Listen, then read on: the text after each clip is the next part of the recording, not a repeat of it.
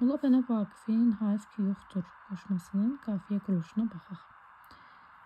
Deməli, Kür qırağının əcəb seyrangahı var, yaşlıbaş sonası hayf ki yoxdur. Uzu tərcığalı siyah tellərin hərdən tamaşası hayf ki yoxdur.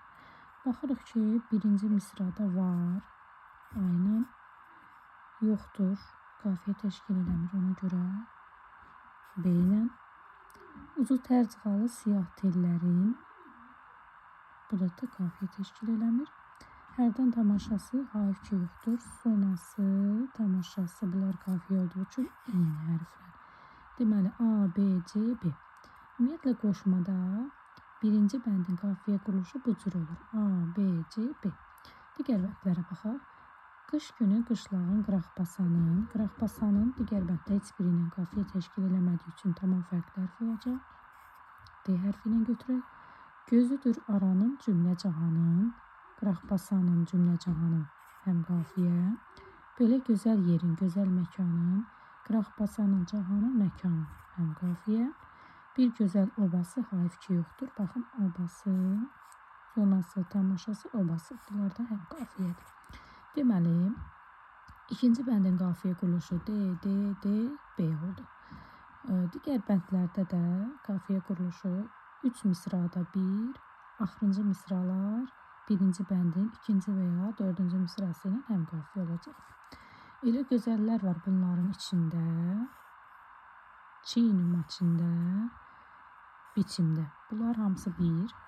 Digərləri ilə həm qafiyə olmadığı üçün bunu da fərqli hərflə götürək. Məsələn, ev, libası B-lərlə, ona görə bu da B. Daha sonra saç, qulac, qıyğac, bunlar da fərqli hərflə. Cunası, libası, obası, bu da B ilə. Nimtənə, çənə, sinə, bu da olacaq. Məsələn, olsun, V. Burulması, cunası, libası, obası, bu da olacaq B ilə. Son bəndə baxaq, burada da eyni bunun kimi olacaq. Görməsi, verməsi, sürməsi, bunu da götürək. Məsələn, T, B. Bu da orta bəndlərdən idi. Ən son bənddə baxaq, necə olur? Vərəmlər, sənəmlər. Burada da deməli, B olsun. Deməli, birinci bəndin qafiyə quruluşu A, B, C, B.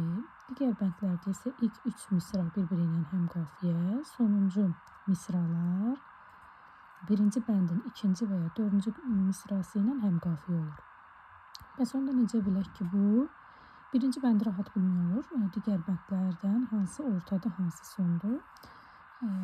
Sonuncu bənddə şairin adı, yəni təxəllüs olur. Buna möhür bənddə deyirlər. Buradan təxmin edirik ki, bu sonuncu bənddir. Digərlərində isə xüsusi bir başqa bir göstəriş istiqamət olmadığı üçün ikinci, üçüncü, dördüncü misra bənd olduğunu təbii deyə bilmərik. Amma orta bənd olduğunu qafiyə quruluşundan müəyyənləşdirmək olar. Bütün qoşmalarda qafiyə quruluşu bu cür olur.